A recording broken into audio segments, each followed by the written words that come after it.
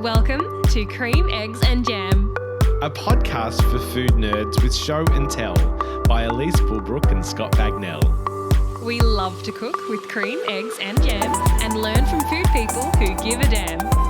So join us each week for thoughts, tips and tricks with guests, recipes and more in the mix. Hey, Scotty. Yes. Why couldn't the fungus have people over? Oh, I have no idea. Well, she didn't have mushroom. Is this a subtle hint? Are we talking mushrooms today? It's episode 8 and we are talking mushrooms, yes. Yes, this is one of my favourite topics. I'm very excited to talk mushrooms today. Welcome to Cream, Eggs and Jam. I'm Elise Pulbrook.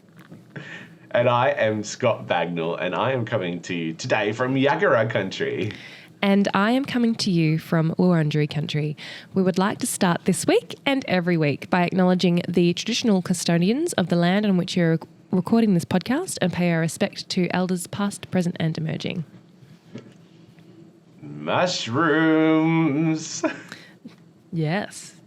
Now, we have learnt quite a bit in preparation for this podcast, and I believe your repertoire, Scotty, of recognising mushrooms has increased exponentially.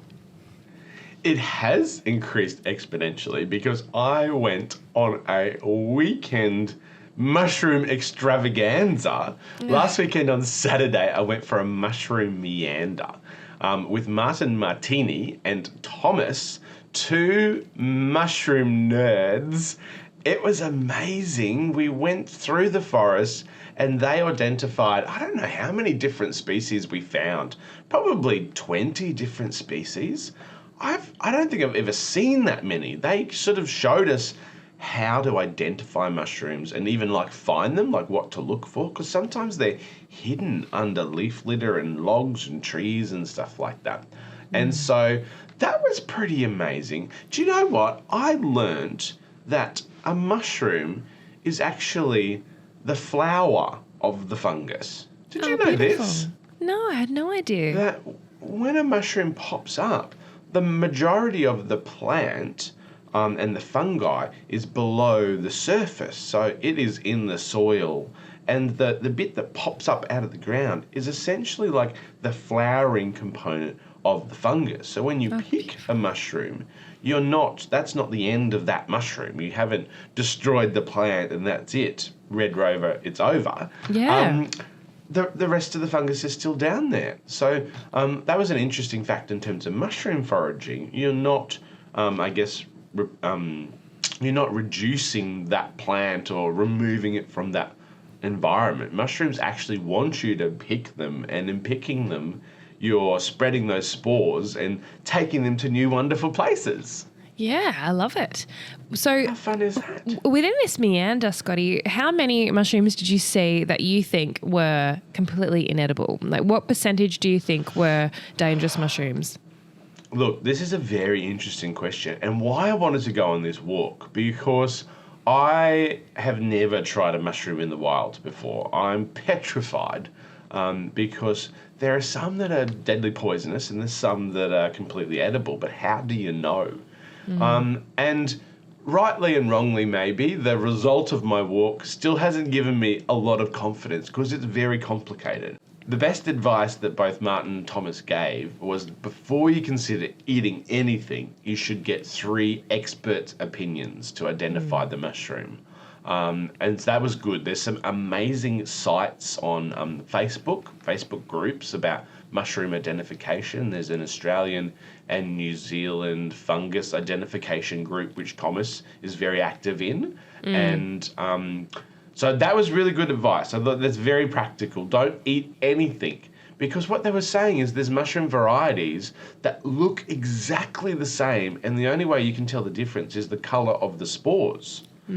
So you do a spore print, which is putting the mushroom on a piece of paper overnight, and it drops the spores. And sometimes the spores will be brown, sometimes they'll be green, and one's edible, one's not edible. Wow. So, yeah, it can be minute differences between the two. And both Thomas and Martin going on the journey of identifying species and trying some of these species for the very first time in the world to see whether they are edible. So they were so brave. But by the time they get to that point that they're eating them, they have done a lot of research. They've spoken to a lot of experts. They've documented it. They've seen that mushroom 5 or 10 times before they commit to trying a piece. And then they have like the smallest, littlest piece and then wait and see. And then have a little bit more. So it's not just jumping into the forest and eating every mushroom you see.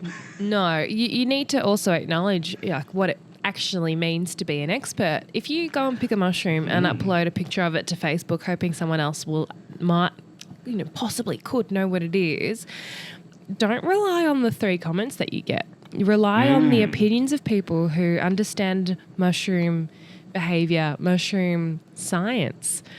Experts are people with credibility. So don't just rely on someone who says, oh, that looks like a slippery jack, because it could be something else. It could be a slippery Jill.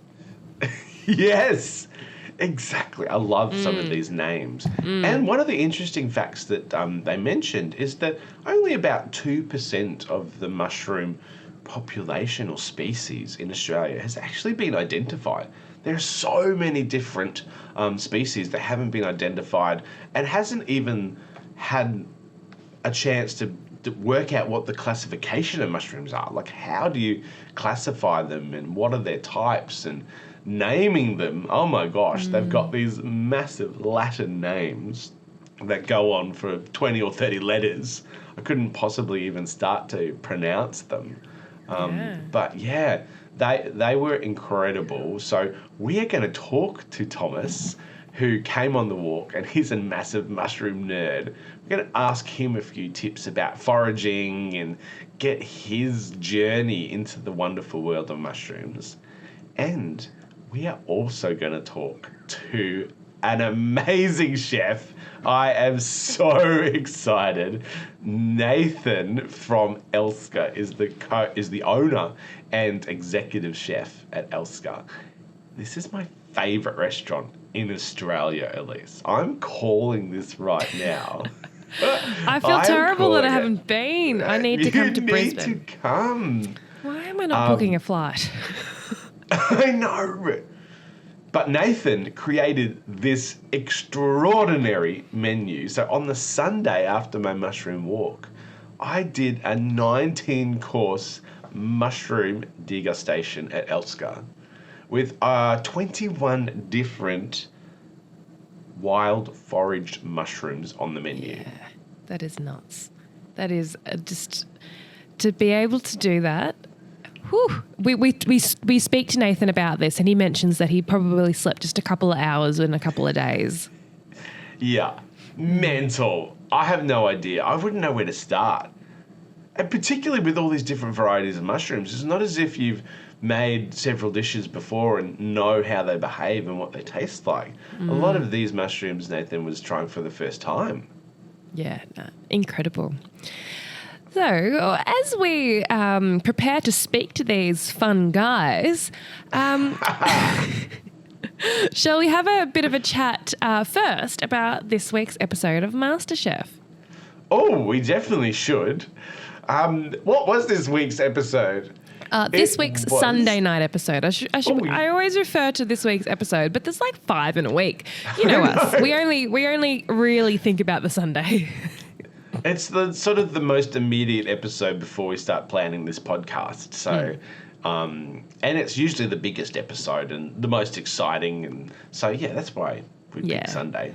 It's an all-in, usually. An all-in. Every contestant has their life on the line. Yes. Did you watch it? No. I know. I want to be able to watch it. I really do. I want to be able to watch the New Zealand MasterChef that's on at the moment, MasterChef New Zealand, because our friend Sam is a contestant. I need to change. His dishes are beautiful. Have you changed your whatever it is on your computer that thinks you're in Australia? No. Okay. Can someone tell us how to do that? Yeah, you need to do something to trick your computer that you're in a different country and then you can watch. But I've seen Sam's posts and like the dishes he's posting are beautiful. yes. Partly one of the reasons I haven't watched Sam yet, it's not because of my own trauma relating to MasterChef, but it's also just timing. You know, busy people don't watch a lot of television, but No. busy people can catch up on television, so that's always good. What was the challenge on MasterChef Australia on Sunday night, Scotty? Well, they had the amazing Rick Stein in the house. I'm so love jealous. Rick Stein. What? I know. Where are all these amazing chefs when in our season? We got jibbed. He was in the house, and the episode was about travel memories. So the contestant, Rick Stein, actually made this beautiful fish curry from India.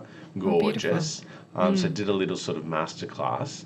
And then the contestants were encouraged to cook a dish that took the judges on a journey to a travel experience that they'd had. Yeah. So a lovely little challenge. I think it was super cute. Yeah. No, it makes me think of what I would have made, but immediately I also think what would the judges have allowed me to make? Because if I ever did make something that was Southeast Asian or inspired by something non-Italian, my feedback was generally, oh, it's good, but you can do better. But if I made something Italian, it was generally flawless. So there was that. And Kama cooked an Italian dish because she has her partner's nonna is Italian. But she was petrified to present that dish to Jock. Yeah. Yeah, she would be. She did very well. Jock loved it. Well, that's it. They can be forgiving. I think the old judges had a lot more expectation, I think, attached to pasta than the current ones, to be honest. Yes. The old judges really didn't like, I think, cold pasta. I think the current judges are forgiving because they know that the time constraint really affects your ability to enjoy fresh pasta. Obviously, on MasterChef, you're always serving the judges cold food. That's the magic of television, unfortunately. Yes. That's what's at play, you know. Anyway. What would you have made? Yeah. I do tend to think of dishes I ate in Italy as well, to be honest. I would have had to go down that route to be strategic in that context, and I probably would have made something that I ate in Piemonte at a dinner that has been really memorable, and it was held at the University of Gastronomic Sciences. So I was there as part of a job, and I absolutely fell in love with this university, and I've always wanted to go back to be able to study there. It's very expensive and very, very much a privilege to be able to study at this place. It's like Hogwarts for food people. Oh, I love it. Yeah, food nerds in particular. I would be happy to I wanna actually go do there. any course there. I would do any course there if I had time and money. I ate, one of the courses that has been extremely memorable was a pasta al limone, and you probably have seen a recipe for something similar in a few Italian cookbooks. On this occasion, this pasta was incredibly light and the sauce incredibly fragrant. I think it was one of my favourite pasta dishes that I ate in Italy during that trip, and what was so lovely about it as well was that lemon entree mirrored a lemon dessert. And oh, yeah. Yeah. It wasn't a dish typical of the region, but it was a dish that was prepared by a chef of the Amalfi Coast. So the lemons that he brought up to Piemonte were real, gorgeous, famous Amalfi lemons. Oh, my goodness. And how's the lemon incorporated into the dish? So it's a creamy sauce. You could make it with mascarpone and lemon zest and pecorino. Anyway, what would you have made? Ooh, oh gosh, that's a hard one. I've travelled to a lot of different places, but I think probably one of the things that sticks in my head is Singaporean mud crab with mantau, like these deep fried bread donut things that you dunk into the juices. Tiger beer. Yeah. Singaporean chili mud crab. Manhao dunking all the juices. That, I remember that distinctly in the hawker's market overlooking the bay. Covered, you get a big bib that you tie around your tie around your neck, and you just dig in, and my goodness, it was good. And you're a lover of crabs, so. Oh yeah, a big seafood lover. It would have to Yeah. come down to seafood of some description. Yeah, and it would be very strategic too because the judges love crabs. So you've got a They few do. boxes ticked there, Scotty Bagnall. Yeah. Scotty, we can be sad about not travelling right now. You know, lots of people are going to Europe. But you know what? There's so much here in Australia, particularly during this cold and wet season, that we have to be grateful for. And mushrooms, of course, are a part of that story. You had the absolute privilege to go to the mushroom degustation at Elska. And I suppose, if I am not mistaken, that was an incredibly soul awakening and transportative experience. Look, it transported me to the middle of Scandinavia, Denmark, sitting in a beautiful restaurant. Their cuisine is so embodies Nordic cuisine in such an exceptional level. The restaurant itself has got such a beautiful attention to detail. Not only do they change their menu seasonally, they change the decoration and the theme of the restaurant. And it celebrates seasonality, which I think is one of the most important things in modern cooking today. So I can't wait to talk to Nathan. Let's dive in. Today we are joined by Nathan Dunnell, executive chef and owner of my favourite restaurant in Australia, Elska. I am super excited to have Nathan with us today. Thank you so much for joining us. Yeah, it's my pleasure. It's a privilege to be here. Nathan, do you want to tell us a little bit about, I guess, your journey to Elska? I believe you started about 6 years ago. Tell us a little bit about that journey. Tell us about Elska, how it came to be. Your food is amazing, so I'd love to know how it all sort of started. My partner and I, Freya, originally started with a cafe, a simple cafe. I was working at Stokehouse at the time, and it just got to a point where I wanted to trial my own thing and just see how it would go. And we decided cafe was a good stepping stone. Less problems. Well, that's what we thought. There'd be less problems, less kind of things to mitigate. We were a little bit incorrect with that, but that's fine. Anyhow, we started with the cafe, built up our experience with that, and then I kind of got a bit over the whole bacon and eggs saga. It was just, there was a very small window to work in between, and that started to really drive me a bit crazy. And I didn't enjoy working in that environment anymore because, it was very tight, it was very crammed. There were things you could try and do, but at the end of the day, the price point was a struggle, and the creative aspect. At the end of the day, there had to be eggs on something, there had to be bacon with something. The window was very small, and it just left you creatively like, why are we doing this? So at the end of the day, we transformed that into, we had a year left in our lease, and we thought we'd roll the dice and trial, what I wanted to do, which was a, degustation restaurant. And, work closely with our farms, suppliers, everything like that, and try and really build, stories behind the food. Here we are now, what are we, 2 years into Elska and doing our thing.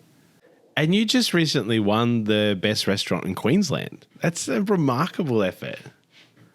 Yeah, that was unexpected. You put your heart and soul into something, and it's kind of, it's nice to get a bit of a reward or recognition. I think it's that balancing point though, where you can't go chasing can't go chasing trophies and you know, all these things, because new things happen. But also when you get that kind of pat on the back, it's like, okay, yeah, we're going in the right direction. Especially for us. I mean, I didn't train under anyone, you know, like my resume is pathetic in terms of a lot of the other culinary professionals I look at. But at the end of the day, it's kind of cool to see where you are right now. And there's a point of like, people are saying, yes, you're in the right direction. It's nice to see. Don't undersell yourself. These kinds of awards, they aren't random. There's a lot more at work, I suppose. And for you to receive an accolade like that, being a restaurant in Queensland, you know, mentioning you don't have perhaps the resume, you know, sometimes the people with the resume get the awards because it's who they know. And, you know, they're the awards that I don't believe in. Just putting that out there. You're not wrong, yeah. And what a journey for going from a cafe cooking bacon and eggs to a Scandinavian restaurant in Queensland, which sounds like such an oxymoron almost in terms of this beautiful Scandinavian cuisine, and in a tropical climate like Queensland, and to win, you know, the best restaurant in Queensland. That is such a remarkable journey and such a remarkable achievement. Why Scandinavian food? What drew you to that, and coming up with that as your restaurant concept, I guess? My partner, Freya, is Danish. So her parents are here as well. And, you know, we see each other weekly. And there's always a story about food. Like, it always, weirdly enough, revolves around food. And the need to be hyper seasonal, especially, you know, hundreds of years ago when fridges weren't a thing and the agricultural upbringing or the knowledge wasn't around, you know, seasonality was crucial. And it's kind of so interesting to think that, you know, we don't really apply that enough, I think, personally, in Australia. So it was sort of something I wanted to bring to the restaurant and say, well, hey, like, why are we trying to put these things up when they're not in season? Or why are we paying $10 for an iceberg lettuce when it's not available? These kind of things, you know, like, so it was driven primarily from my partner. And I think there's a common term for Nordic cuisine, and what is that? And, you know, you can look at the Nordic Cuisine Manifesto, and it's essentially just about being hyper seasonal, like highlighting where are you, what is growing there, and how are you highlighting it. And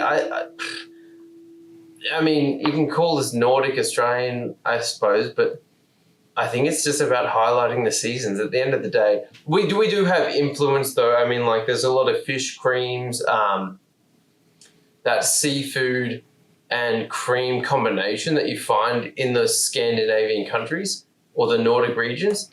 Definitely. And there's a lot of recipes that I've adapted from my father-in-law, my mother-in-law, and their parents as well, without doubt, because I think it's really interesting now. It's like, we've seen Italian, we've seen French, we've seen a lot of these influences, and they're beautiful, but I think it's also maybe something different is interesting too. Nordic food, like, no one's really tried a Elska, or no one's really tried a lot of the Danish breads, or the way that they treat the seafoods, all the fats and the creams with the fishes. Like, it's not a common occurrence. And, you know, Scott, you've experienced Elska more than once, and I think I would dare say it's probably not something you'd really come across often, I would say. But no, I think that's one of the most remarkable and beautiful things about Elska is you spoke about that hyper seasonality. And I think sometimes seasonality is treated a little bit tokenistic. It's sort of like stone fruit's in season, so it's on the menu. But you really take seasonality to that next level. You have like 4 different menus a year based on the season. And those menus really highlight and celebrate the season, not from just a a produce perspective, the produce is seasonal, but the concept of seasonality, I think, is expressed so beautifully in your menu.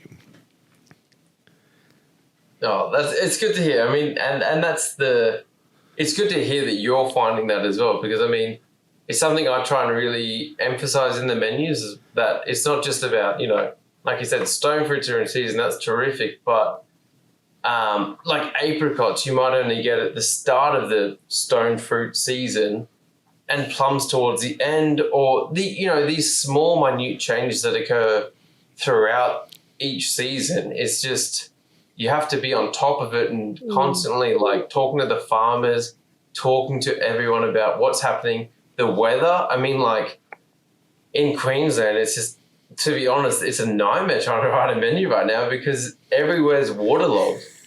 They're full of water. They should be growing brassicas. They should be growing all these different things, but they can't because it's full of water. So, I mean, it's a testimony to, I think, you know, the farmers and what they're going through. And it's like, I must struggle writing a menu, but imagine how they're going.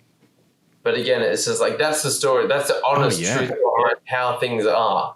You know, everyone's crying about paying $10 for an iceberg lettuce, but I mean, try to be the farmer that has to try and sell that or grow that.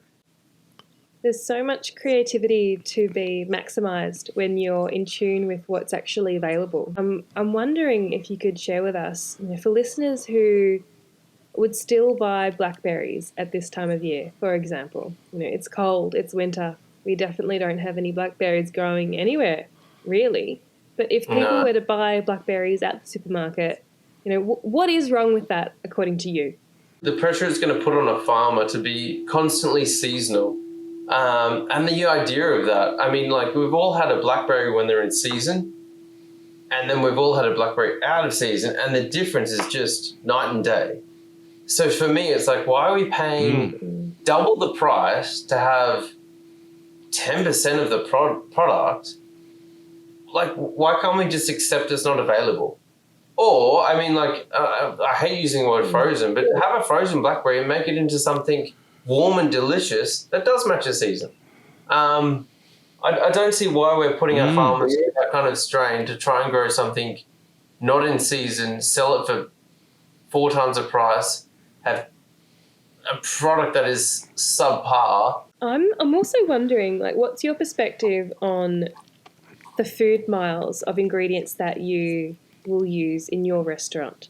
Are you looking for hyper-local everything, or are you willing to source ingredients that come from 9 hours away? What's your approach according to, you know, in terms of proximity to your restaurant of ingredients? The question is so... this is such a hard question because it just... Thomas Keller touches on it as well. You can get a tomato that's grown 1 kilometre away. It's a good tomato. You can buy the best tomato you've ever had 50 kilometres away, and it's the best tomato you've ever had. What tomato do you buy then? Do you buy an average tomato 1 kilometre away, or do you go 50 kilometres for the best product for your clientele? It's local in terms of you're not going overseas. You're still, you know, theoretically trading upon, you know, a region that's close to you, but define local. I mean, I have to go, no matter what I do, if I want seafood, I have to go to the coast. I mean, if you want, you know, Chris Bolton fish, he catches up in the Great Barrier Reef, so I've got to travel for that. Marron, for argument's sake. Western Australia. They're going to fly it over, and I have to drive myself there to pick it up live and transport it. I mean, like, travel-wise, like, I need to think of something better to do than this. And, like, for marron, I've looked at now sweetwater crayfish, which are a local product. I still have to drive an hour. Is that good enough? I mean, like, what's good enough now? You know, and I think that's what becomes the tough question is like, well, everything I purchase now is within Australia, but not just within Australia, but like I know who's growing it. I know who's supplying it. I've talked to them. I know their story. I deal with them. I avoid trying to use big suppliers for things. So at least I can talk to them and know, oh, okay, we're not going to have this in season because X, Y, Z. It still might be 150 kilometers away. Australia's huge though. I mean, like, and there's amazing things you can grow up north. There's amazing things at East Coast, South Coast, West Coast. Like, do we just neglect that because it's too far away? I mean, it becomes a hard question. What I'm getting is that there's value in provenance and understanding the provenance of the ingredient. And not a lot of chefs know that because they do deal with the big producer. They do with the middle guy, the person that, is just getting their bulk order. For you, what is, I suppose, what is the value of knowing where your food comes from? If you talk to a farmer or you go to their farm and see what they do and how much hours they put in, the effort behind it, the actual product itself, you will not waste anything. I mean, like, that's something we really probably don't drive enough at Elska, but we don't, like, our bins are just empty. Like, there's nothing going into them. We do a little bit of scrap program with Loop Farms, but apart from that, we use everything. Misos, garums, salts, vinegars, any byproduct will turn into something that we can utilize for our next season, next dish. I mean, Scott, you've probably heard this like every single time you come in, that we're using something from last season, or we're using a byproduct from X season, whatever it might happen to be. But when you go to the farms, it forces you to do that because you see what they go through. They might charge a little bit more as well, but it's so worth it to see where the money's going to. And it forces you to say, I might have paid more for this product, but I'm going to treat it with more respect, and then I'm going to get more value out of it.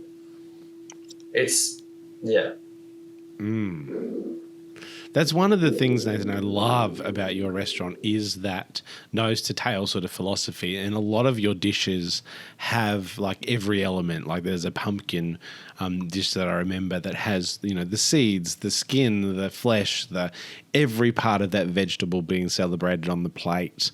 Whether it's a protein, it's every part of that protein celebrated on the plate. And the thing that I love the most is all of these wild fermentations and garums and these things that you develop over years and years. Tell us a little bit about that process, because some of them are wild. I've never even heard of them before. There's been a project like I've been constantly working at, probably since before Elska, but, since I met my partner Freya and, she opened up the window of Nordic cooking. Obviously that opens up nomas and, geraniums and the rest of that. But how you can utilize a product and then extend the season, that's something I found so interesting with the Australian product is the fact that the seasons are so small. Like theoretically, you have 7 seasons in Australia, depending what region you're in. But, those seasons are just like, they're gone like that. How do you treat a product that's there for weeks? Okay, well, yeah, you can pickle it, you can do this X, Y, Z. But it's like bunny nuts, make a miso, make a shoyu, make these different things with it. Make something people aren't used to. Don't just dry them out and shave them, or, if Elska's going to be here for a while, let's think of the ingredients that they're going to be here for a while. Let's, instead of buying in a soy sauce or a shoyu, let's make our own. Or, instead of worrying about a vinegar, make your own vinegars. Like, we've got plants coming out of our ears. We've got all these things happening. So it started before Elska with my partner, her upbringing and her opening my eyes to the fact that, there's more than 4 seasons. There's when is the product its best? Buy as much as you can when it's its best. Find a way to use it fresh, and then in a year's time, make that happen. That was like the general, that's how it needs to work. So I guess we're pretty lucky in Australia that Nordic countries go through these severe seasonal changes in terms of temperature and snow and ice and all of these extreme conditions. And we're pretty not as extreme in Australia in terms of our seasonality. So I think in that Scandinavian and Nordic cooking, that type of seasonality and planning for the winter and extending food across a season is something we're not used to doing in Australia. But it makes sense, exactly like you're saying, celebrating the product and extending the life of that product when it's at its best makes a whole lot of sense. It really, like in the Nordic countries, it forces you into having to think months in advance about what you're doing. I mean, in Australia, we really take advantage of the weather and what we can just get on supermarket shelves. And I'm not trying to sound like a horrible person. I'm just saying, like, you know, if we're talking honestly, it's true. And you see how Queensland and northern New South Wales are going. We had rain for weeks, and now they're all struggling. We're all struggling in the sense that, like, how are we going to grow stuff now? So it's just a way of planning things out and being aware that I guess you're never safe or you never know what's going to happen. And it's harsh, but it's kind of a way that, you know, we can be more aware. And being aware of your menu, I think, is the best thing you can do for farmers, for your suppliers, for anyone, your customers. You know, you can communicate much better when you're in a tight communication with your farmers, when you know your weather patterns, all these kind of things. It just helps everyone more. When approaching your menu, you change your menu 4 times a year. How far in advance are you planning that next menu? Ideally, I'd love to change like 6 or 7 times a year, but I think my chefs would kill me for that. So I have to balance that. But in between those seasons, we've got, like, I like to call it to the chefs, micro changes or small changes. You know, guava becomes unavailable, so we use quince, or, you know, the craylings aren't growing as high as they should be, so we're using the claws. Small little changes will dictate the menus within those 4 seasons. Is there a point in advertising that to the public? I don't know, probably not. But within those 4 seasons that we have, I would say when we launch a menu, and it's, you know, it's when we launch the menu, I've already started thinking about the next menu. And in between that, there's just a gap of, like, what do customers like with the current menu, and then what's going to happen with the new menu. It's like that first couple of weeks as a balancing point where I'm trying to kind of gauge, like, has the new menu gone well? Is it not so well? What do I need to change? And then also, like, okay, what can I start for the new menu and what should I hold off on? You know, blackening fruits and vegetables takes 6 weeks plus. If I want to do a trial, I need to start now. You know, I need to start at this, you know, the season beforehand. And it becomes challenging because it's like, if the quince season is only available for 8 weeks, I get them at the first week. I've got 6 weeks to wait to blacken them, for argument's sake. I've got 2 weeks to know that the dish will work. So ordering wise, I was like, well, I hope it works, but I don't know. So it just depends, like, how confident am I with the idea? Do I know what's going to happen? How experimental will it be? Am I testing for next year as well? You know, if I'm something really out there, is it for next year maybe? I don't know. It could be. But I guess to answer your question, it would be I'm starting pretty much when I've launched the new season. So I launched winter, you know, 2 weeks ago. I'm probably thinking about spring. I'm thinking about spring now, but then because of the weather, I'm trying not to think about spring now because I've got no idea what's going to happen, what's going to be available. So I'd rather not think about it. The way you think about food, Nathan, is this something that you've developed during your career, or is this something that you've always kind of carried with you? I think it's something I've always carried with me because even before my apprenticeship, I would spend literally Friday night, Saturday night, and like Friday, Saturday, Sunday at home in mum's kitchen, just cooking macarons or cooking something benign, like unnecessary. for no reason. Like, I'd throw it out once I'm done because I wasn't happy with it either. Like, it was a weird relationship at the start. I just watched videos of how people would do it, and I'd sort of try it on the weekend when I was 14, 15, and, it's not good enough, and try it again every week. So, I mean, like, I love that, but it was probably not a healthy way to start. But then I kind of worked my way into the kitchens. I did a Bachelor of Business because I didn't know what I wanted to do. In between that, I also took up a kitchen hand position. So I was sort of trying to edge my way in. I didn't know how to go about it. And then I got told, you're a chef, you're a cook, you're not a kitchen hand. And then it sort of just developed from there. But I think I've always been like this. Like, I never just picked it. Like, my grandmother was a chef. My grandfather was a baker. My great-grandfather was a pastry chef. So there's always been something, I think, within me that's wanted to push for that. But Mum and Dad certainly didn't want to push it hard because they knew the hours, yeah. And a slippery Jack and Jill caramel slice wouldn't have been something that your pastry chef ancestry would have made. I'm wondering if you could walk us through what a slippery Jack and Jill caramel slice is for listeners to experience it vicariously through your descriptive language. I'll try my best, but essentially Martin delivered the two mushrooms, so slippery Jacks and slippery Jills. The Jacks we infused in a honey kelp liquid that we made about a year ago to preserve them.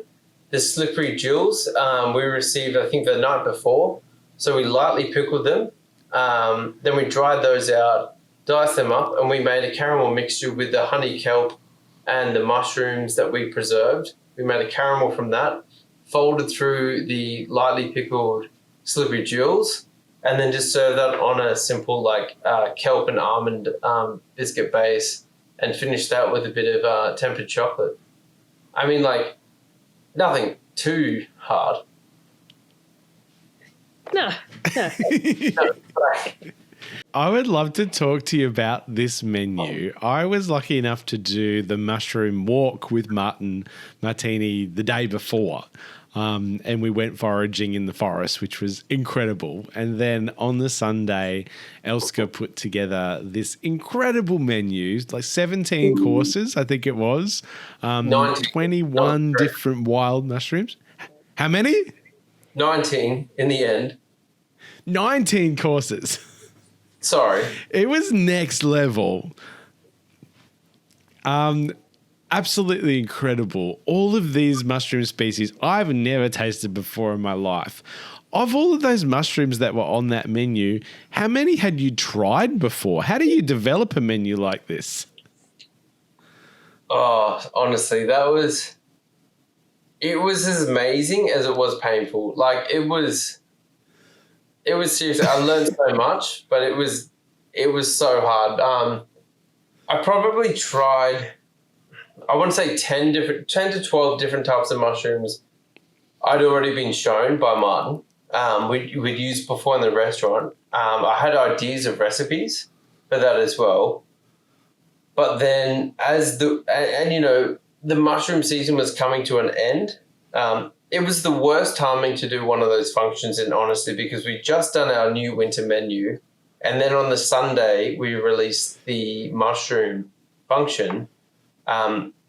So I pulled my first 20-hour shift, which is amazing. I would love to do another one of them. Not. Oh, my God. But essentially, the mushrooms are flooding on through. Each week he'd find a succession of different types of mushrooms. With all the rain we were getting as well, we were getting a lot of cool, interesting types. He went to Melbourne, got some types, Tasmania. And then on Saturday night at 11:30, he dropped off about 4 different types of mushrooms. And then we stayed up till 1 o'clock talking about the menu. And after that, I had to finish off prepping for the menu. So I was there till 6 o'clock. and then woke up at 8 o'clock in the restaurant trying to, get service ready. So Whoa. it was amazing. Oh, but my it was, God. Yeah, it was amazing, but it's just one of those things like I wouldn't want my kids to do it. It was amazing, but like I wouldn't wish it on my worst enemy. Like it was very hard. It was taxing, but it was so cool. Like Scott, I hope you loved it because it was really cool. We gave everyone an aphrodisiac in the first course, first dessert course, should I say, which Scott found out afterwards. So, I mean, I don't know. You should tell viewers that. Scott found out afterwards. It was the most incredible meal I think I've ever had in my life. It was remarkably memorable because I just think it felt so special. Like these varieties of mushrooms you can't buy in the shops. You will probably never come across again as a collective of 21 different wild mushrooms in the one meal. I can't imagine that ever being a thing again. I think It was so unique. I particularly loved the menu description. Like it included the scientific name of the mushroom, which I couldn't pronounce for love nor money. It was insane. And then the storytelling and the journey between them all, they were all so different. I feel they heroed the mushrooms really well. I was intensely Googling a lot of the mushrooms to see what they looked like because I'd never even heard of them before. I mean, it was amazing to have so many different types of mushrooms as well that like people hadn't heard of, and half of them, like a lot of them I'd never even seen or tasted. The cat's tongues to me just blew my mind, absolutely blew my mind, and was something I want to say provocative about eating them. I mean, Scott, I don't know, like I think it was very polarizing how they went down. Probably because of the name. Had they not been named cat's tongue, I probably would have had a different experience because they were so much like eating a cat's tongue. Like they had the texture of a tongue, like the roughness on the top reminded you of a tongue, the gelatinous texture of them. It really felt like you were eating a cat's tongue. And that was a little bit polarizing, to be honest. But they were delicious. That drink was like mind-blowing. I don't think I've ever experienced a drink. I don't even know what to classify it as. Was it a drink? Was it a dessert? Was it a soup? Was it a custard? Like, I don't even know what it was. It had its own category.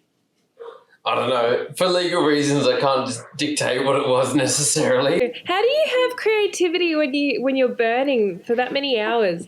Often, I find if I'm exhausted, my judgment starts to just go downhill. Whereas, I suppose some people who are night owls, that's when the greatest ideas happen. Like, what's the process like for you? That was one of the hardest ones I've ever done in terms of the fact that the word mushroom came up so many thousands of times. I forgot what mushroom I was using. I forgot what technique we were going to use for each mushroom. Like, it sounds silly, but 22, 23 mushrooms, you can keep track of that. But, if you use a mushroom 3 different ways, if you do different mushrooms, different courses, like, it was absolutely mind-boggling. Like, I'm lucky we got through. In terms of just knowing what to do with each mushroom, like I tried the mushroom and, you'd have to trial each mushroom a couple of different ways. Was it sweet? Was it savory? What texture do you want from it? All those different things. Yeah, by far the hardest to get the menu I've done because of the fact that we're just doing mushrooms and trying not to overbear everyone with mushrooms. Did you have a favourite dish? I really liked the blusher custard. It was intense. It was so strong. Scott, you remember that it was like eating a meat custard with these pickled mushrooms and egg yolks. It was so intense. But I like the fact that, like, that was just mushroom. Like, And the mushrooms did all of that. Yeah. And it was an intense dish. It was strong. Like, don't get me wrong, people were like, oh, that was powerful. But I kind of like the fact that that was just a mushroom doing that. All of that dish. What about you? What was your favourite, Scott? These courses, Scotty. I think definitely the cat's tongue was like incredibly memorable. That was just wild, that all the different combinations and textures and flavors, and I've never experienced a dish like that. I don't think I ever will again, to be honest. Like, it was mind blowing. That's good to hear. That's what we want to hear. So That's many like, good I guess ones. from an event like this, that's what you need. Otherwise, it's like, what's the point of doing it? Where do you get your inspiration from? Do you have any food heroes that you follow? I mean, I've got food heroes I follow, but it's I've become aware it's very easy to copycat, mimic, and unintentionally do what they do.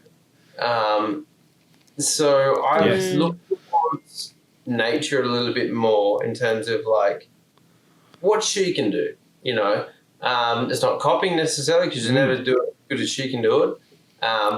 But it's honest. It's to the core. It ties in with what I want to do. I mean, you know, there's so many people doing amazing things. I look at Jornet, which does amazing things. Noma, Geranium. A lot of the Nordic restaurants, in my opinion, are hitting the mark. Not to segregate, you know, I don't fancy the French restaurants, to be honest. Just a personal opinion. But a lot of the Nordic restaurants, I'm really liking where they're taking things. And the Australian restaurants, I mean, like the Pippets, you know, Fleet, what Josh was doing there, Ben Williams, I mean, gosh, the list goes on in Australia. But I mean, again, that becomes like, if you focus on them, you're going to step on toes. So it's either better to shut your eyes and look at something else than it is to, you know, have someone you're fond of. Yeah. I think, you know, the originality of thought in your menu and that authenticity and that storytelling is really unique. You can see that come through. There's no one else that I've seen that's doing anything similar. So it's super exciting. Yeah, that's good to hear. I mean, that's what I want to hear in terms of like, it would suck to hear like, oh, wow, this restaurant's amazing. It's like Noma or it's like Geranium or whatever. It's like, yeah, it might be great to be on that level, so to speak. But if I'm copying it, well, it's not authentic. You know, I think you got to find 100%. commonalities, and it's going to be very hard not to step on other people's toes. But at the same time, you got to find who you are, or it's going to exhaust you trying to be someone else. What I always love to ask chefs is whether or not they have a pedagogy or a theory of practice. Within the teaching career, you walk into a classroom with a pedagogy, that being a particular philosophy that guides how you teach.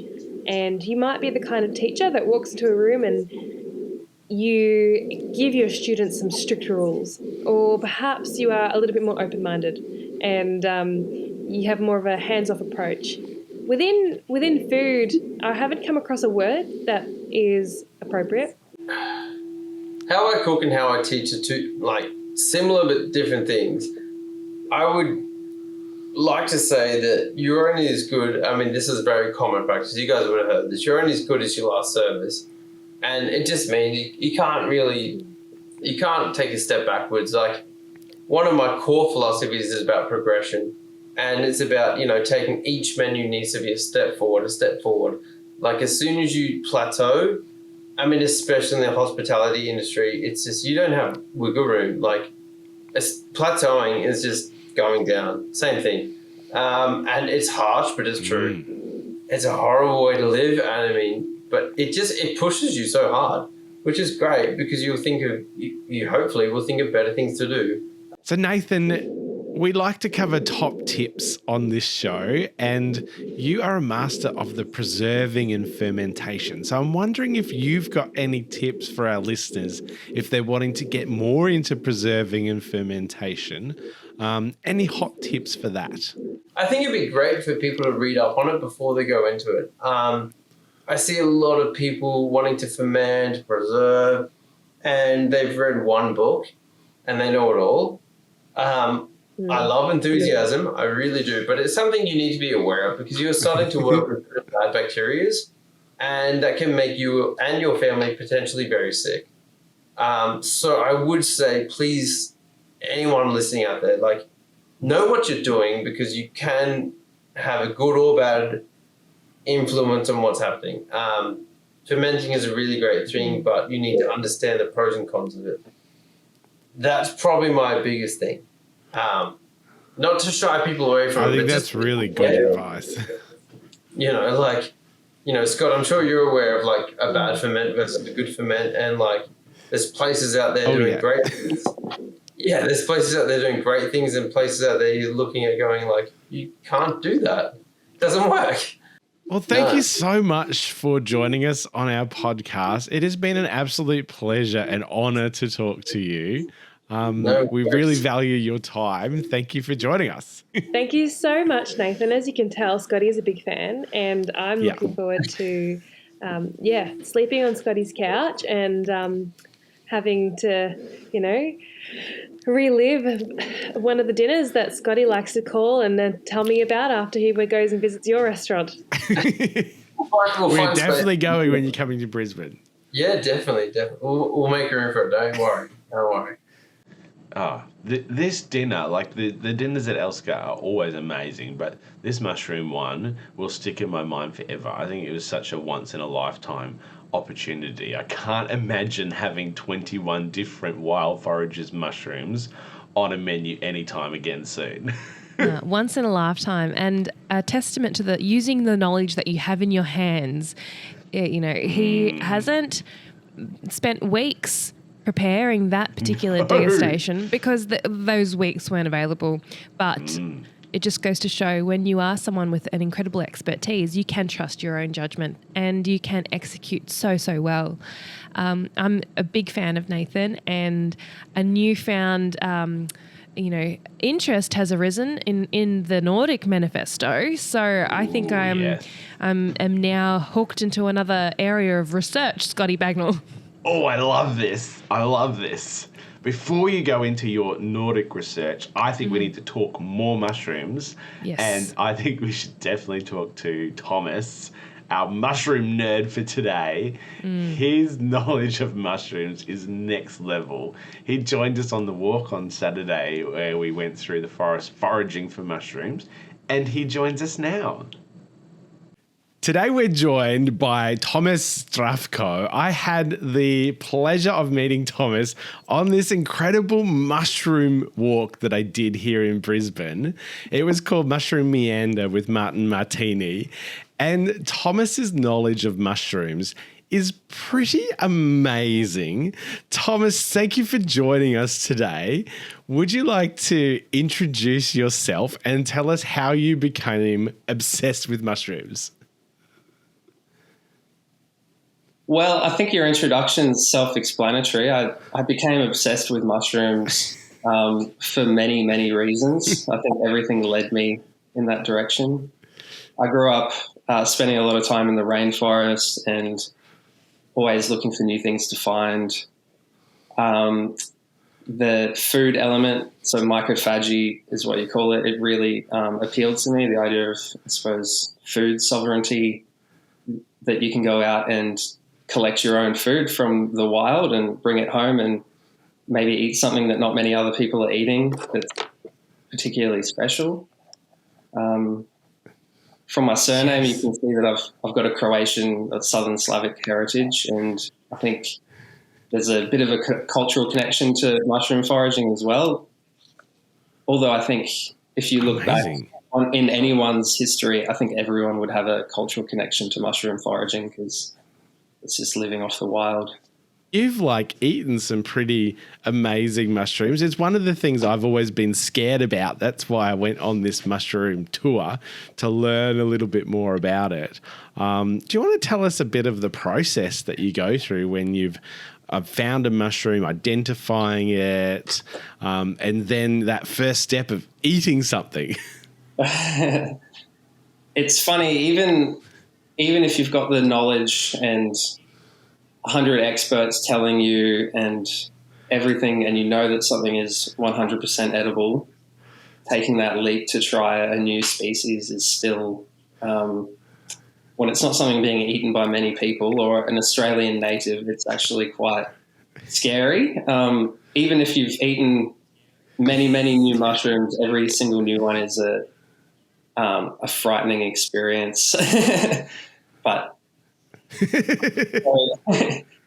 yeah, it's the process of identifying it is the most important part, and then lots and lots of research, maybe finding it a dozen times and becoming really familiar with the mushroom so you're not going to mistake it for something else, and then making that leap. So it's exhilarating. Yes. What do you do for your daily job? Are you a mushroom forager during the day? Is this a passion, or that's one thing I'd love to know?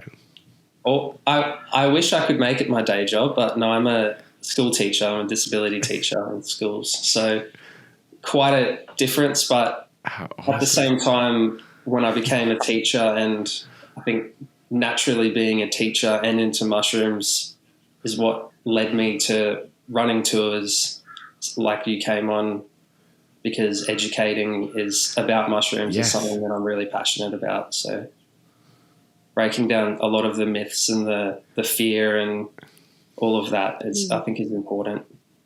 What is it like at this time of year where you live? Can you describe to us what the forest is like? So we're really, really lucky in southeast Queensland. I think we've got the best of everything. So you hear of all these cool climate rainforests down south, which we have in southeast Queensland in certain areas. It's full of microclimates. So my favourite place is to go out to the rainforest, but the sclerophyll forest, there's so many different environments around, and they're all hosting different types of mushrooms at different times of year. And learning to find particular mushrooms, you have to become familiar with the different environments around you. What particular types of mushrooms are you looking at for at this time of year? It being, mid-June. I'm in Melbourne, so it's quite chilly down here, but I suppose for you it's just the beginning of the cooler weather. It's a fantastic time of year to go foraging. I think through autumn and winter is really the peak season, and so at this time of year we're getting lots of cooler climate species that you might be familiar with down south, like the pine mushrooms and grey knights, and there's black trumpets and chanterelles seem to be having a bumper season at the moment. There's lots of things around at the moment. It's the peak seasons. One of the things I loved on the tour that we did is your knowledge of the different species, and their actual scientific name or classification is hundreds of letters long, it feels. How do you remember all of the different names of those mushrooms? It's like learning another language, I suppose. Well, it is learning another language because most binomials are in Latin or Greek. And the really cool thing about taxonomy is that most things are named based on features that they have or a way that they're different from something that's similar to them. So if you look at different names of mushrooms, you can generally figure out something about it and figure out what the meaning is from the name, and through that process it helps you remember because you're kind of learning bits of Latin and Greek and terminology that is new to mushrooming, but also a lot of words that are similar in Latin to English. So you build connections that way. I love that. Learn specific names that way. In Australia, I think at a best guess we've described, a very conservative guess, we've described about 5% of our mushroom species. And around the world, a similar situation. Most mushrooms don't have common names. So between friends, Martin and I, we do the tour together, we might come up with our own familiar names for mushrooms, short names, I suppose. And then you get into the problems that common names for something can be used for a different mushroom in a different area, especially overseas. And being as specific as possible, especially if you're thinking about eating wild mushrooms, is really important. So knowing exactly which species you have.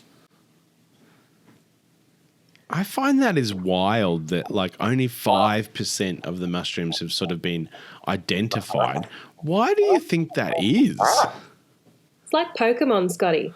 You got to catch them all, and you just don't know what's out there yet. That's right. And there can be very similar looking mushrooms in the same genus, the same family, that can only be separated using microscopic details or DNA barcoding, and even then it gets more and more complicated. So there's a lot of issues figuring out how to separate species as well. But for the most part, it's just been an underfunded science throughout history, especially in Australia. There's not much research funding available for mycologists in Australia. So as a mushroom nerd yourself, what kind of places does mushrooming or mushroom foraging take you? I'm anticipating that because you're fascinated, you might be in pursuit of certain types of spores from particular types of trees grown in particular types of areas. What does mushroom foraging actually entail for someone who is as obsessed as you? So I suppose over the years, building up knowledge of seasons, and sometimes it's just getting a vibe that something might be growing at a particular time. And then, it's finding the specific environment they like to grow in, doing a lot of research on the particular species you're looking for, and then heading out. Sometimes I travel for 4 hours one way just on a day trip to look for something specific. So it takes up a lot of your free time, and it's a bit of a dangerous hobby to get into, but it takes me to some amazing places. Do people ever leave drop pins in places where they've found particular mushrooms, or does that, I suppose, reveal the secret spot to too many people? So there's an app that is developed by National Geographic called iNaturalist. I'm not sure if you've heard of it. It's really big, and you can upload your observations of things from the wild and then have your peers identify them, and eventually it can get to a research grade and populate the Atlas of Living Australia. It's quite a good app, but part of that is having a specific drop pin for each observation. So there is some cheap ways you can look for particular edible species on iNaturalist and search out the coordinates. But most mushroom foragers who won't give up their secret spots even for science a lot of the time. And I think maybe wrapping up, you had a pleasure, as well as I, to attend an amazing mushroom degustation at Elska. I would love to know your thoughts in terms of that, because I found it mind-blowing, all of those different dishes. Were there mushrooms on that menu you'd never tried before? And what was that experience like for you? There was one mushroom on that menu I'd never tried before. The first one that came out, the beefsteak mushroom, the Fistulina bisulifera, it's called. And that's a fantastic mushroom. It's you cut them in half and it's got the texture of steak and it looks like a piece of meat. People eat them. One of the only mushrooms I've heard of people eating raw. But yeah, they tend to grow further south, and I've never come across one in my travels, unfortunately. So I was very excited to see that first up on the menu. Nice. And then as far as the rest of the night goes, I thought the dishes were, really, really interesting, and the flavor combinations were amazing. So when I cook with wild mushrooms, I'm not a fancy chef, so I'm not don't have the techniques to do the types of things that they were doing. It was really cool to see them on the menu, all these wild mushrooms. Your go-to with some of the mushrooms that you forage, you don't have to be a fancy cook to enjoy food or to cook. What was your feast like? Oh, with the oyster mushrooms, they were in a noodle soup, so that was really good. That's kind of my go-to with the oyster mushroom. Yum. Fry them off a little bit and then, put them into a broth. My normal go-to with cooking mushrooms is a bit of the scientific approach I've heard about as well, which is using no oil in a dry pan and letting the water leach out of the mushroom, and then keeping it on until the water leaches back into the mushroom, and then you add your butter, because the cell walls of the mushroom will just keep absorbing oil and keep absorbing and absorbing, and it will until it's cooked. But if you cook the mushroom in its own juices and let the water leach out and soak back in, all the flavour stays in the mushroom, and it's much healthier as well because you're using less oil. So that's my normal go-to. I have never heard that before. Yeah, that's. I believe some people call it a wet fry. Is it A wet fry? Yeah. I don't know the name Some of it. people call it a wet fry. You can Google it. It was going around all the mushroom Facebook groups as the scientific way to cook mushrooms, because the cell walls are made of chitin, which is the same stuff as skin or fingernails, crustacean shells, and it's really hard to break down, and it takes a long time to cook that. So, that's my favourite way of doing it, and it tends to make the mushroom's flavour a lot more amplified as well. Well, I'm very jealous of the biodiversity of your diet, Thomas. I'm wondering if you could share with us, if people wanted to follow you along on your journey, how could they find, some of your mushroom foraging adventures? So I'm on Instagram. My account is Tomushed, so THOMUSHED. And aside from that, I'm pretty active on Facebook mushroom groups. So I started one of the larger groups called Australia and New Zealand Fungus Identification.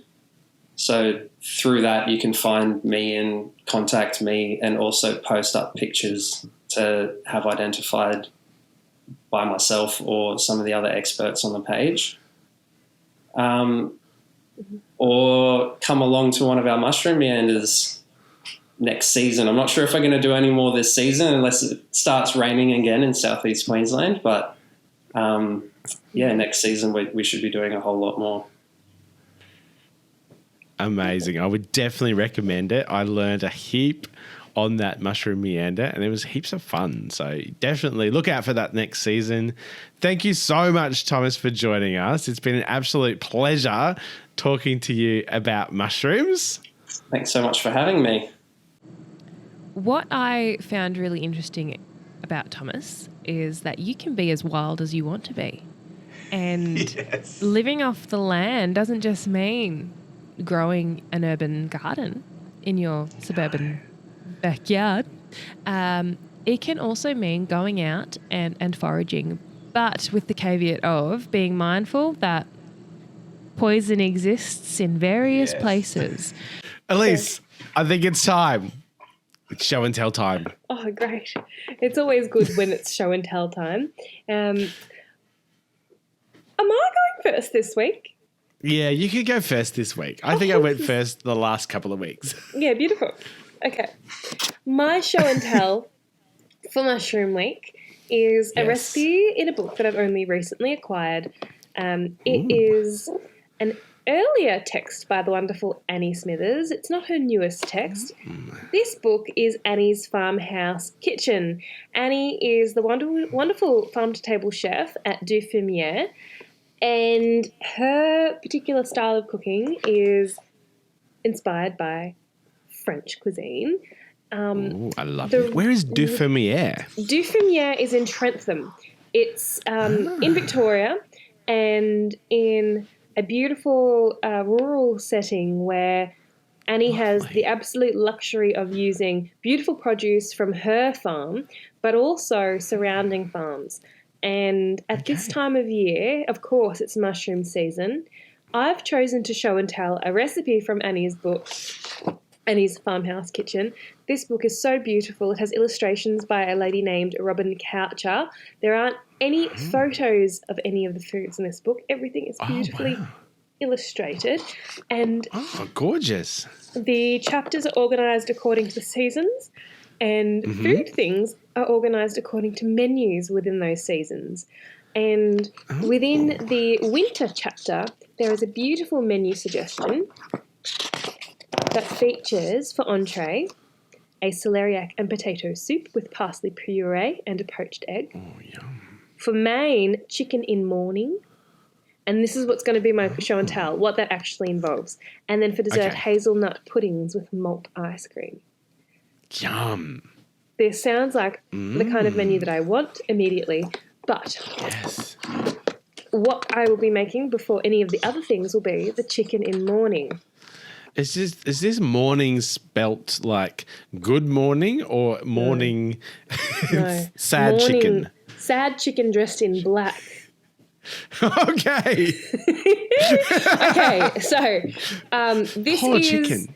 This chicken is dressed in black, yes. However, I'm just going to draw your attention to another variety of chicken that you can buy. I have seen it in Australia, but I first saw it in China when I was travelling in Chengdu.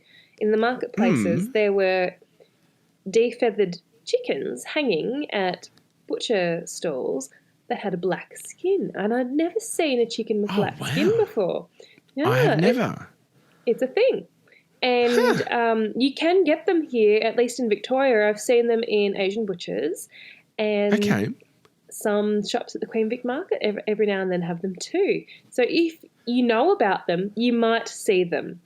Anyway, we aren't after a black-skinned chicken for this recipe. We are making the chicken seem like it's dressed in black by stuffing beneath the skin with truffle. Hello. Yes. Okay. I'm Here there. we go. Yeah. I'm there. So you could go about this a couple of different ways. And what I imagine would be a little bit more of a hip pocket friendly option would be to make a truffle butter and to stuff it beneath the skin, you know, that space between the chicken skin and the flesh. You want to get your hand into the chicken and separate the skin from the rest of the bird just gently so you're not puncturing it.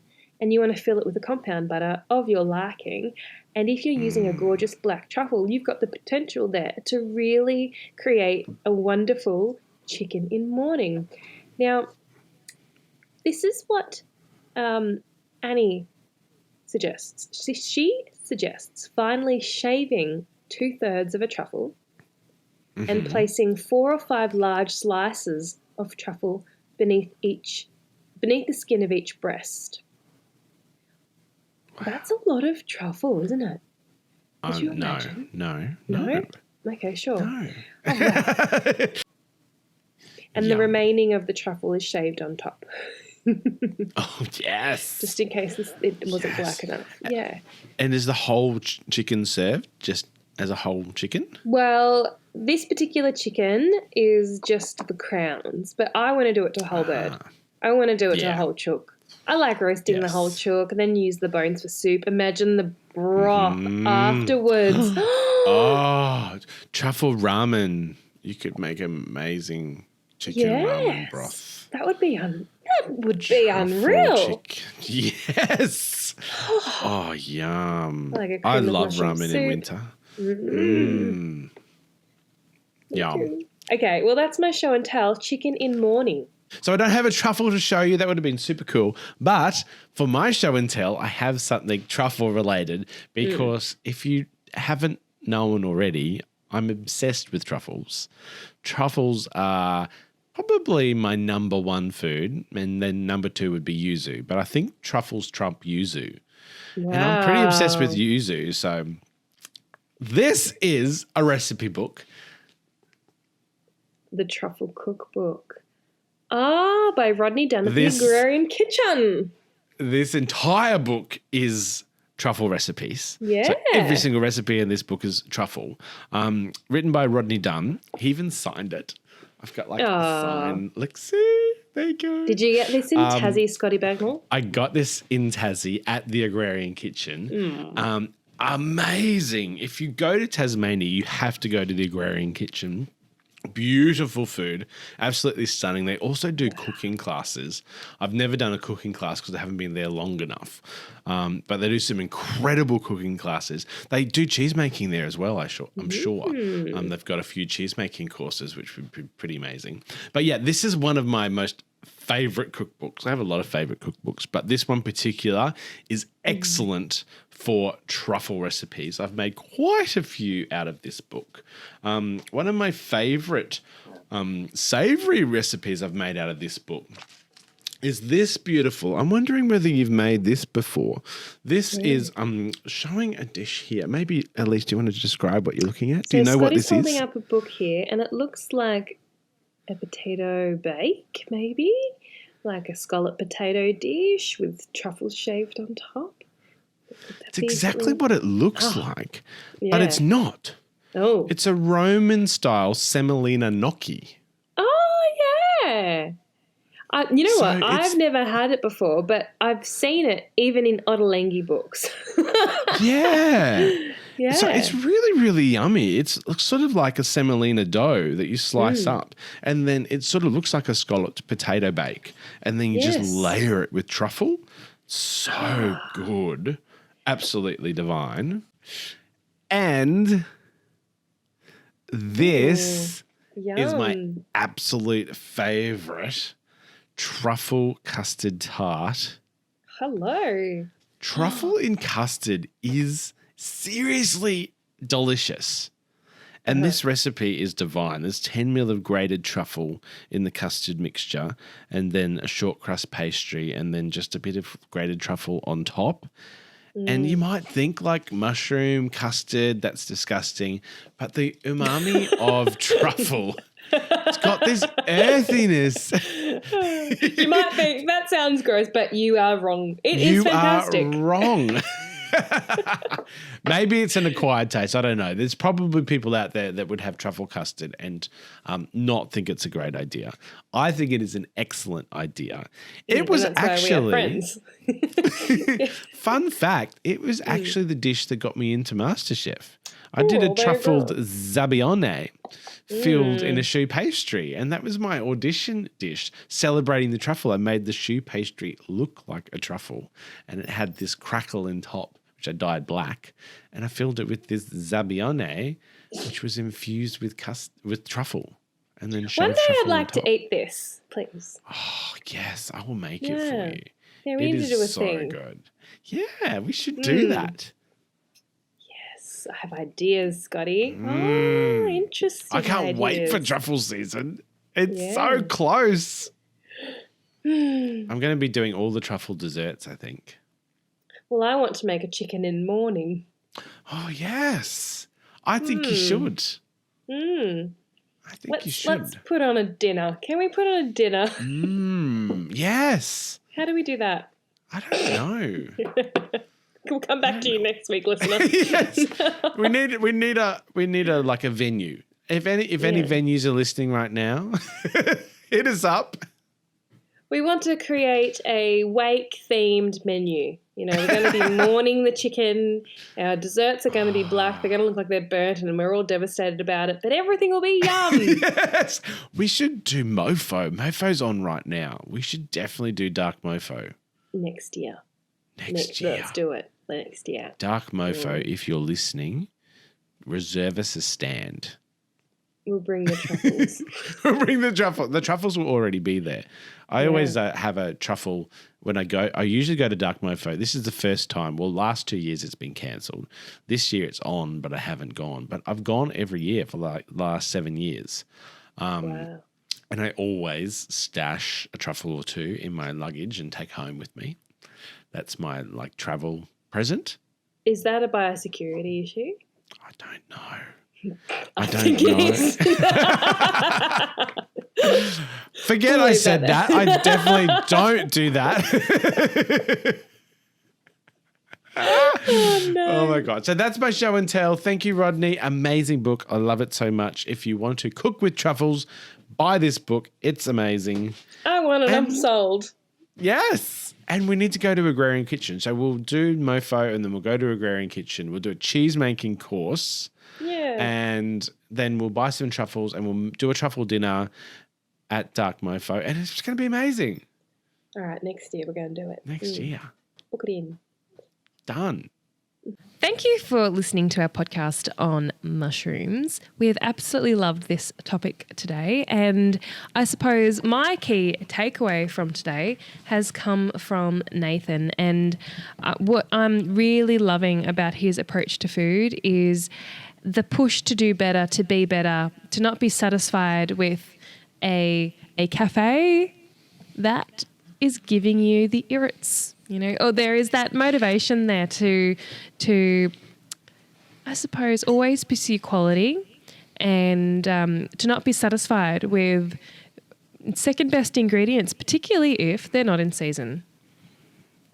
Absolutely. And just be brave enough to believe in yourself and go out there and do what you want to do. I really enjoyed, Nathan talking about having that clarity of thought in not looking at what everyone else does, because I think sometimes that can really cloud your judgment and you run the risk of taking too much inspiration from what people are doing literally and going back to basics and looking at nature and being inspired by the tools and ingredients that you're working with. I think that is an amazing takeaway for me. Absolutely. I'm looking forward to coming up to Brisbane, Scotty, and dining at Elska. They are open 3 days a week. On Sundays, they open spontaneously for events like the mushroom degustation that was discussed during this podcast. And that motivates me to strategically book my flight to Brisbane to make sure I'm there on a day that Elska is open. Yes. Thank you for joining us. If you have any thoughts or ideas for things that you would like us to cover in upcoming episodes, please let us know.